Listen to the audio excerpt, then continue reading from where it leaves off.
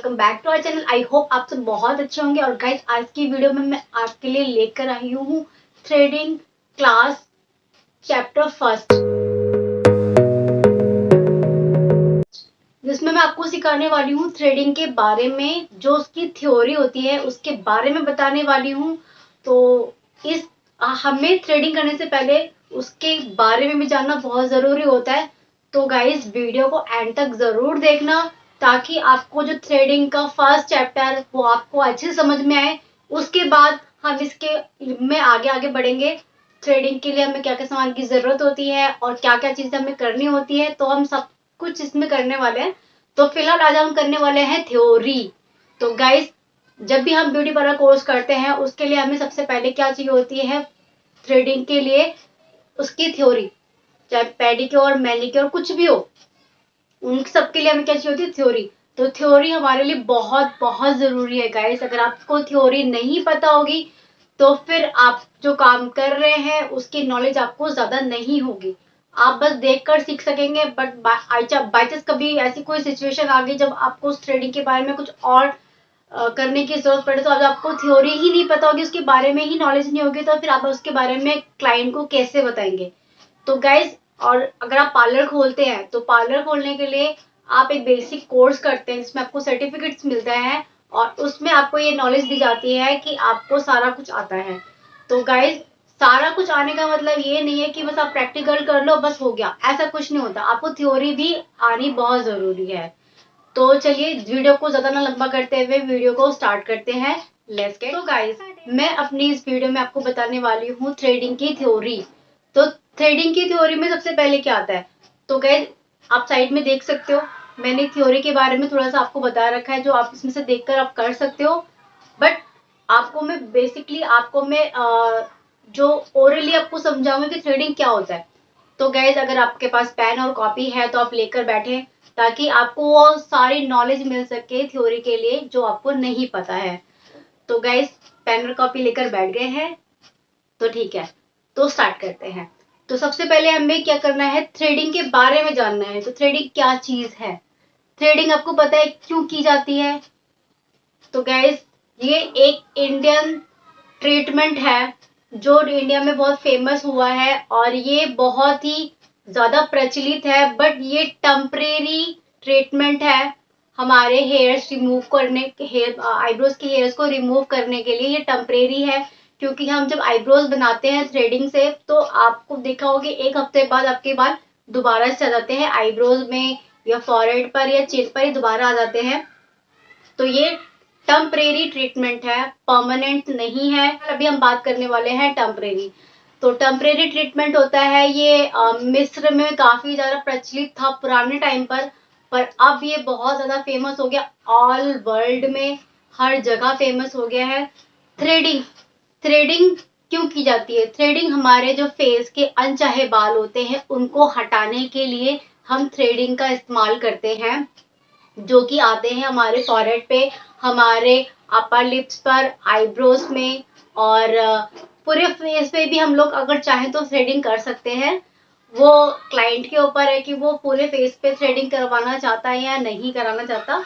तो हम पूरे फेस पे भी हम थ्रेडिंग कर सकते हैं, बट है कि उसके लिए हमें अपने स्किन को जो स्ट्रेच करना होगा ताकि फेस पे कटना पड़े। तो ये है हमारे थ्रेडिंग के बारे में कि थ्रेडिंग क्यों की जाती है, थ्रेडिंग क्या है। थ्रेडिंग में हमें एक धागे की जरूरत पड़ती है जिससे हम अनचाहे बालों को फेस पर से हटाते हैं। तो ये हमारा थ्रेडिंग के बारे में हो गया। नेक्स्ट इसका जो आगे हम बढ़ेंगे इसमें, तो सबसे नंबर वन टॉपिक क्या है, थ्रेडिंग करने की तैयारी। तो थ्रेडिंग करने के लिए हमें क्या क्या तैयारी की जरूरत पड़ती है। जैसे कि काफी लोगों को तो पता ही होगा कि हम थ्रेडिंग करने के लिए क्या क्या चीजों की हमें जरूरत होती है, बट फिर भी मैं आपको बताना चाहूंगी, आप नोट आउट कर लीजिए। तो सबसे पहले हमें क्या चाहिए होगा, 30 से 40 नंबर का धागा जो थ्रेड का होता है, वो आप ग्रिफिन का ले सकते हैं। और बहुत सारी कंपनी आ गई, ग्रिफिन का बहुत अच्छा है, और उसमें काफी सारी वैरायटी आ गई है, जैसे एलोवेरा का हो गया और बहुत सारी चीजें हो गई। तो अभी जो पर्सनली मैं यूज करती हूँ, मैं एलोवेरा का ग्रिफिन यूज करती हूँ। जो ग्रिफिन के जो धागे होते हैं बहुत ही मजबूत होते हैं और काफी टाइम तक चलते हैं, तो आप ग्रिफिन का ले सकते हैं। बाई चांस आपके घर में अगर थ्रेड भी नहीं है तो आप रील भी ले सकते हो, रील से भी आप थ्रेडिंग बना सकते हो अगर आप बिगनर्स हैं। अगर आपके पास धागा नहीं है, अगर धागे के लिए पैसा नहीं खर्च करना कर जाते, तो आप रील से भी स्टार्ट कर सकते हो धागा बाल निकालने के लिए। और गाइस, जो ग्रिफिन का जो सिंगल का जो एक आता है रील, वो आपको ज्यादा कॉस्टली नहीं पड़ता, वो 40 से 45 रुपए का आपको पड़ेगा, इतना बड़ा होता है। और आपने देखा होगा ग्रीन कलर का होता है, वो व्हाइट में भी मिलता है, ग्रीन में भी मिलता है। तो जो ग्रीन में होता है वो एलोवेरा वाला होता है, तो आप वो ले सकते हो। बस आपको चाहिए होगा सीजर। तो सीजर आपको एक आपने देखा होगा कि जो हल्का सा टर्न वाली होती है आईब्रोज के लिए, तो आप वो ले सकते हो। अदरवाइज आपके पास घर में जो नॉर्मल छोटी वाली जो शेविंग के लिए आप सीजर यूज करते हो, आप वो ले सकते हो। Number 3, cotton. कॉटन हमें क्यों चाहिए? क्योंकि जब भी हम किसी की आईब्रोज बनाते हैं तो हमारे जो आईब्रोज के आसपास थोड़ा सा मॉइस्चर होता है, या फिर हमने कोई कोल्ड क्रीम लगाई होती है, इसीलिए उसको जो हल्का करने के लिए, उसका असर को कम करने के लिए हम टैल्कम पाउडर लगाते हैं। तो उसके लिए हमें कॉटन की जरूरत पड़ती है। तो कॉटन लेने, 3rd नंबर पे हमारा कॉटन हो गया। 4th नंबर पे हमारा हो गया टेल्कम पाउडर, तो जो चाहिए ही चाहिए। और 5th नंबर पे हमारा हो गया एस्ट्रिंजन। एस्ट्रिंजन जो अल्कोहल होता है, बाई चांस अगर हम आईब्रोज बनाते हैं तो उस पर जो कट वट पड़ जाते हैं, तो उसको हमें ठीक करने के लिए हमें एस्ट्रिंजन की जरूरत होती है। तो एस्ट्रिंजन लेना बहुत जरूरी है। अगर आपके पास एस्ट्रिंजन नहीं है तो कोई दिक्कत नहीं है, आप कोई भी कोल्ड क्रीम भी ले सकते हो, आप उसको भी लगा सकते हो। बट ये है कि आप एस्ट्रिंजन रखो तो आपके लिए ज्यादा बेटर होगा। तो ये हमारी 5 चीजें हो गई। उसके बाद हमें छठी चीज लेनी है आईब्रो पेंसिल। बाई चांस कई बार कई लोगों की आईब्रोज जो होती है ना बहुत हल्की होती है, पता भी नहीं उसको क्या शेप देना है, तो आप हल्का सा उसको शेप देके उसी के अकॉर्डिंग आप बाल निकाल सकते हो शेप के लिए। तो आईब्रो पेंसिल की भी जरूरत पड़ती है, तो आप वो भी ले सकते हो। एक हमें चाहिए होगा आपका जो हेयर बैंड होता है। बाई चांस कुछ क्लाइंट के बाल ऐसे कटे होते हैं जो बेबी कट होते हैं, वे होते जो हम आईब्रोज बनाते हैं तो उन पकड़ने के बाद बाल फेस पे गिरते हैं, फॉरहेड पे गिरते हैं। तो उसके लिए हमें चाहिए होगा एक पट्टी, पट्टी कह सकते हो हिंदी में, और हेयर बैंड ले सकते हो या फेशियल बैंड ले सकते हो, जो आपके बालों को कवर कर दे। तो ये चीजों की आपको जरूरत होगी। तो ये हमारा हो गया मटेरियल या फिर थ्रेडिंग के लिए जो हम तैयारियां करते हैं। तो आप इसके लिए हेडिंग डाल सकते हो थ्रेडिंग की तैयारी, तो उसमें आप ये सारी चीजें आप मेंशन कर सकते हो कि हमें किन किन चीजों की आवश्यकता होती है। सो गाइस, अब हमें यह करना है, जो हमें धागा है वो चलाने की प्रैक्टिस करनी है। तो धागे को किस तरीके से चलाना है और वो किस तरीके से लेना है, तो किस फिंगर्स को कैसे मोड़ना है, तो वो आपको मैं प्रैक्टिकल में बताऊंगी। फिलहाल हमें क्या करना है, दोनों फिंगर्स का यूज करना है, दोनों फिंगर को लेना है और दोनों हाथों में हमें धागे को ऐसे मोड़ लेना। मैं आपको दिखाती हूँ। सो गाइज, ये है मेरे पास ग्रिफिन का धागा। तो इसमें हमें क्या करना है, हमें ये धागा लेना है। मैं जो बोल रही हूँ आपको वही लिखना है। हमें एक धागा लेना है और उसका एक सिरा, ये थ्योरी है गाइस, आप थ्योरी में लिख सकते हो। उसका एक सिरा, धागे का एक सिरा, जो आगे का सिरा है, वो दांतों के बीच में दबा ले, ऐसे। ठीक है। उसके बाद आपका जिस हाथ से आप खाना खाते हैं, सीधा हाथ ले और उसमें धागे को अंदर ले और उसको दूसरे हाथ से ऐसे पकड़ ले और फिर उसको घुमाएं। उसमें 4 से 5 लूप लगा सकते हैं या 6-7 लूप लगा सकते हैं, इसे लूप कहते हैं। तो हमें ये लूप बना रहे हैं, हम कैंची बना रहे हैं, हमें कैंची बनानी है। और जो हमें उल्टे हाथ, जैसे मैं लेफ्टी हूँ तो मेरा उल्टा हाथ चलता है, आप सीधे हाथ से करें। और फिर उसको दूसरे हाथ से हमें फिंगर में लपेटना है, दूसरे सिरे को फिंगर में लपेटना है। उसके बाद हमें गर्दन की सहायता से धागे को ऊपर की तरफ खींचना है, ऐसे, और दोनों हाथों को नीचे की तरफ ले जाना है, ऐसे। गर्दन को ऊपर की तरफ और दोनों हाथों को नीचे की तरफ। और आप कैंची को बंद करना है, जिस हाथ से आप खाना खाते हैं या जिस आप सीधे हाथ का यूज कर रहे हैं, तो सीधे हाथ की कैंची को पहले खोलना है और फिर उसके बाद उसको, जब हम धागे को खींचेंगे तो उसको हमें बंद करना है। तो ये हमारा हो गया धागे को चलाने का तरीका। तो इस तरीके से हम धागे को चलाएंगे। उसके बाद नेक्स्ट हमें करना है, हमें ये देखना है कि हमें धागा चलाना आ गया। हमें देखना है क्लाइंट की आईब्रो को पहचाने। तो हमें क्लाइंट की आईब्रो को पहचानना है कि उसकी आईब्रोज कैसी है। मानो अगर मेरी आर्च में है तो हमें क्लाइंट की आईब्रो भी आर्च में बनानी है। फिर भी हमें उनसे एक बार जरूर कंफर्म करना है कि आपको कौन सी शेप चाहिए। कई बार क्या होता है, जो हमारी आर्च शेप होती है हम उसको कर्व भी बना सकते हैं। तो कई क्लाइंट ऐसे कहते हैं कि भाई हमारे को आर्च ना देके हमको कर्व कर दो। तो हमें तब उसकी आईब्रोज को पहचानना है और उसको शेप देना है। तो हमारा सेकंड पॉइंट ये है आईब्रो को पहचाने। तो आईब्रो की कौन सी शेप उसको देनी है, तो वो हमें क्लाइंट को प्रेफर करना है। थर्ड पॉइंट हमारा ये है कि जो हमारी जो मेन शेप्स होती है वो कौन कौन सी होती हैं, ये आपको पता होना चाहिए। पहले से ही नोट आउट करें हमारी जो शेप के आईब्रो के शेप के प्रकार। हेडिंग आप ये रखिए आईब्रो की शेप के प्रकार। तो नंबर 1 पे आएगा स्ट्रेट, सीधी सीधी आईब्रो। नंबर 2 पर आएगा आपकी राउंड आईब्रो, जो गोलाकार कहते हैं इसे आप। और फिर तीसरे नंबर की है आपकी धनुषाकार, जिसको हम कर्व कहते हैं। ठीक है। और फोर्थ नंबर की आपकी होगी आर्च, जिसको हम तिकोनी आईब्रो कहते हैं। तो ये हमारी जो 4 शेप है ये मेन शेप होती है। इन शेप की नॉलेज आपको होनी चाहिए और इनको शेप देनी भी आपको आनी चाहिए। मैं अपनी आगे की वीडियो में आपको बताऊंगी कि आगे के सेशन में आपको मैं बताऊंगी कि मैंने किस टाइप की कैसे आईब्रो किस तरीके से बनाई है। तो वो मैं आपको सिखाने वाली हूँ। इसका आप नेक्स्ट टॉपिक 4th नंबर का टॉपिक आप लिख सकते हैं क्लाइंट को तैयार करना। तो नंबर 1 पे है एक आरामदेह चेयर पर या थ्रेडिंग की जो चेयर होती है आप उनको उस पे बैठाएं और उनको आरामदेह कुर्सी पे आराम से बैठाकर उनकी आई जो गर्दन है वो आराम से पीछे की तरफ ले जाएं। फिर उनको फेशियल बैंड पहनाएं। उसके बाद आप देखें उनकी आईब्रो कैसी है। तो जैसी उनकी आईब्रोज होगी आपने उन क्लाइंट से पूछना है कि आपको कौन सी शेप चाहिए। तो जो वो शेप दे आपको वो शेप देनी है। और क्लाइंट से आपने ये पूछना है कि आपको थ्रेडिंग मोटी चाहिए या पतली चाहिए।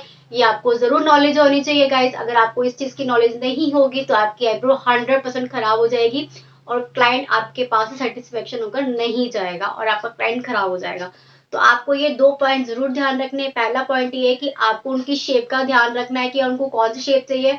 दूसरा आपको ध्यान रखना है कि उनको मोटी चाहिए आईब्रोज या पतली चाहिए। और थर्ड नंबर पे आपको ये चाहिए कि उनकी जो आईब्रोज में कट नहीं पड़ने चाहिए। इस चीज का आपको ध्यान रखना है। उनकी आईब्रोज में कोई कट नहीं होना चाहिए। तो इस तरीके से आपको उनको क्लाइंट को तैयार करना है। जब आपके आईब्रोज बन जाए उसके बाद आपने जब आप आईब्रोज बनाते हैं तो आपने टेल्कम पाउडर तो यूज ही कर लिया होगा। तो यूज करना ही है उसको, टेल्कम पाउडर को आईब्रोज को देना है शेप। और उसके बाद आपने उनको जो एस्ट्रिंजन है या कोल्ड क्रीम है वो लगाना है। और फिर उनको आप तैयार करके आप दे सकते हैं। और आप उनको जरूर पूछें कि आप सेटिस्फेक्शन है या नहीं है। तो इस तरीके से आपको क्लाइंट को तैयार करना है। थ्रेडिंग बनाने के लिए आपको किन किन सावधानी की जरूरत होती है।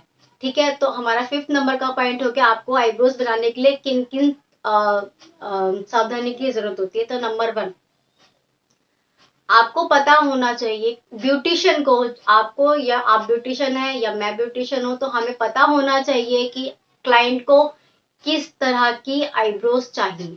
नंबर 1। नंबर 2 उनकी आईब्रोज मोटी या पतली, इसकी नॉलेज आपको होनी चाहिए कि क्लाइंट को किस तरह की शेप मोटी चाहिए पतली चाहिए। नंबर 3 उनके आईब्रोज में कोई कट नहीं होना चाहिए।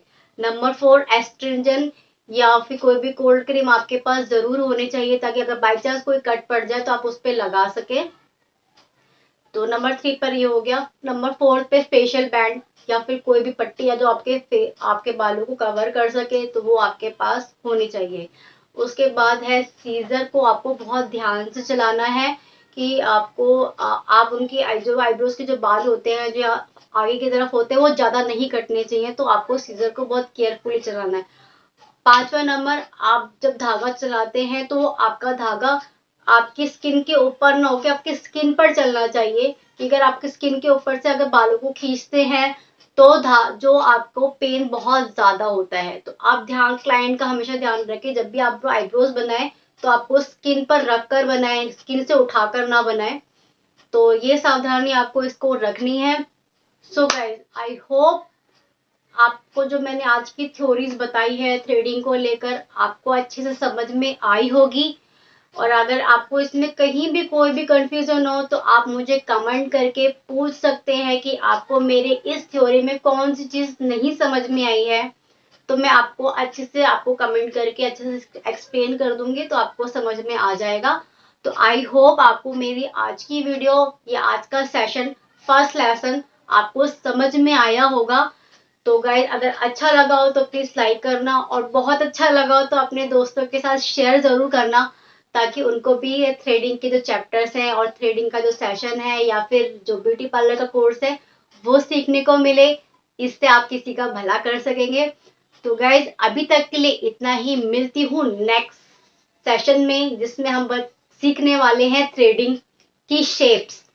तो गाइज प्लीज अगर आपको नेक्स्ट सेशन में थ्रेडिंग की शेप बनानी सीखनी है तो प्लीज चैनल को सब्सक्राइब जरूर कर लेना और बेल आइकन को जरूर दबा देना, ताकि सारी नोटिफिकेशन मिले आपको सबसे पहले। तो गाइज अगर आपने एक भी नोटिफिकेशन मिस कर दी तो आप बहुत कुछ मिस करने वाले हैं, बहुत कुछ खोने वाले हैं। तो ये आपको बहुत ही अच्छा सेशन लगने वाला है और बहुत अच्छे से आप सीखने वाले हैं। मेरी गारंटी है कि अगर आप शुरू से लेकर एंड तक की हर वीडियोस को देखेंगे तो आप 100% मेरी गारंटी है कि आप जरूर सीख पाएंगे हर चीज ब्यूटिशियन की। तो गाइज लाइक और शेयर जरूर करना और कमेंट करके जरूर बताना आपको मेरी आज की वीडियो कैसी लगी, यूजफुल लगी या फिर अनयूजफुल लगी। तो गाइज मिलती हूँ आपसे नेक्स्ट वीडियो में नेक्स्ट सेशन के साथ। तब तक के लिए अपना ध्यान रखें। Take care, bye bye. I've seen a lot of change, been through a lot of pain. Some things are not the same as they were a year